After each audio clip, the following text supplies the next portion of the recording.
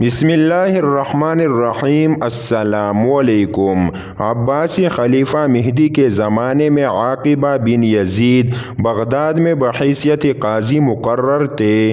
ایک دن ظہر کے وقت اچانک قاضی صاحب خلیفہ مہدی کی خدمت میں پہنچ گئے اور اندر آنے کی اجازت طلب کی۔ خلیفہ کی اجازت سے گھر کے اندر داخل ہوئے اور سلام کے بعد عرض کیا، خلیفۃ المسلمین، وہ صندوق منگوائے جس سے میں منصب قضا پر بحالی کے سلسلے میں میرا معاہدہ ہے، کیونکہ اب میں اس منصب سے مستعفی ہونا چاہتا ہوں۔ آپ سے گزارش ہے کہ آپ میرا استعفیٰ منظور کر لیں۔ قاضی عاقبہ بن یزید کی گفتگو سے خلیفہ مہدی کو گمان ہوا کہ شاید حکومت کے کسی ذمہ دار نے قاضی کے فیصلے کو نظر انداز کر دیا ہے۔ چنانچہ پوچھ بیٹھا، کیا کسی نے آپ کا فیصلہ ماننے سے انکار کر دیا ہے جو آپ منصب قضا سے مستعفی ہونا چاہتے ہیں؟ قاضی نے جواب دیا، اس قسم کی کوئی بات نہیں ہے۔ خلیفہ نے پوچھا، پھر آپ منصب قضا سے کیوں سبکدوش ہونا چاہتے ہو؟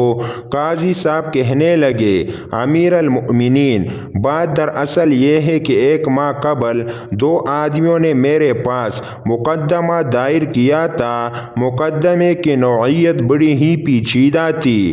ہر دو فریق کے پاس واضح ثبوت اور شہادت موجود تھی۔ فیصلہ سنانے میں دیر لگ سکتی تھی، کیونکہ دونوں فریقوں کے دلائل پر غور و فکر اور نتیجے تک پہنچنے کے لیے خاصا وقت درکار تھا۔ چنانچہ میں نے مقدمہ سننے کے بعد اس امید میں فریقین کو واپس بھیج دیا کہ وہ باہم مصالحت کر لیں گے اور یوں ان کا مقدمہ حل ہو جائے گا۔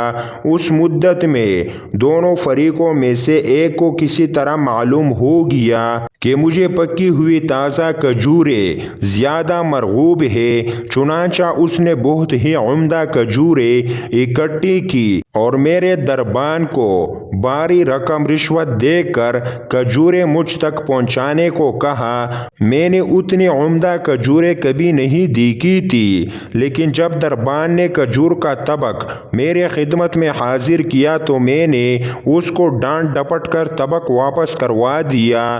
دوسرے دن جب دونوں فریق عدالت میں حاضر ہوئے تو وہ دونوں میری نگاہ میں یکساں نظر نہیں آ رہے تھے۔ امیر المؤمنین، ہدیہ قبول نہ کرنے کے باوجود میری یہ حالت ہو گئی کہ عدم مساوات کا تیر میری نگاہ میں چبھ گیا۔ پھر اگر میں نے ہدیہ قبول کر لیا ہوتا تو کیا ہوتا؟ لامحالہ مجھے ناحق فیصلہ کرنا پڑتا۔